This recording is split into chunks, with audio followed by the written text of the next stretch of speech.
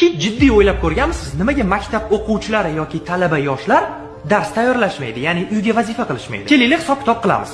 1 yil 365 kun. 1 yilda 52 kun yakshanba kuniga to'g'ri keladi va biz 313 kun bilan qolyapmiz. Hozirgi kunda ta'til, ya'ni kanikullar 85 kun atrofida bo'ladi va bizda 228 kun qoldi. Har kuni o'rtacha odam kamida 8 soat uxlaydi va bu bizni 1 yildagi hayotimizda 122 kunni tashkil qiladi. Minus 122 va bizda 106 kun qoldi. Tabiiy holat, har bir inson bir kunda kamida 1 soat dam olishi kerak va 1 yilda bu 15 kunni tashkil qiladi. Bizda 61 kun qoldi. Gaplashish bu insonga xos xislat. Biz bir kunda u kimdir bilan turib gaplashib qolishimiz mumkin. Telefonda, Telegramda o'tda gaplashib, kamida 1 soat vaqtimizni ketkazamiz va 1 yilda bu ham 15 kunni tashkil qiladi. Bizda 46 kun qoldi. Bayramlar, oilaviy yig'in, biron bir muammo, ko'ngilsizlik yoki xursandchilik, qanaqadir tadbirlar bo'lib qolishi mumkin, to'g'rimi?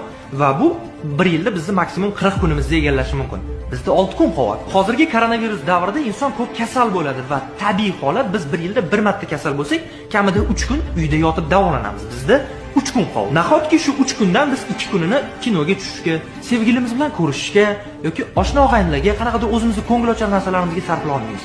Sarflaymiz albatta va bizda 1 kun qolyapti. Bu 1 kun sizni tug'ilgan kuningiz. Tug'ilgan kunida dars qilgan odamni hayotingizda hech ko'rganmisiz? Men misol uchun qilmayman hech qachon. Tak что sizlar vaqtni noto'g'ri taqsimlab bergansizlar. Muammo menda emas. Talabalar like bosib qo'yasizlar.